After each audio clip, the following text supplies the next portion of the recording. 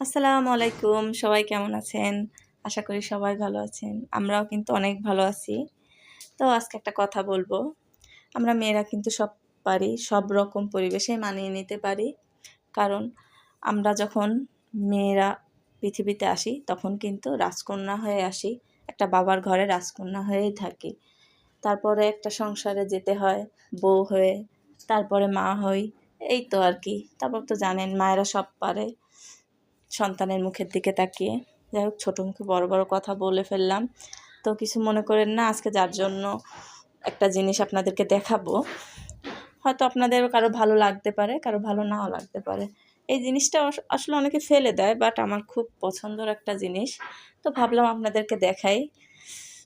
পুঁইশাকের ডাঁটা অনেকেই হয়তো খান না, অনেকে ফেলে দেন, আবার অনেকে রান্না করে খেলে তরকারির সাথে ভালো লাগে। তো আমি পুঁইশাকের ডাঁটাটা এইভাবে সবসময় ভেজে খাই, আমার কাছে অনেক ভালো লাগে।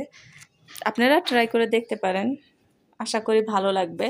আবার অনেকে মাছ ছাড়া খেতে পারেন না, তারা চাইলে কিন্তু চিংড়ি মাছ ভেজে দিতে পারেন।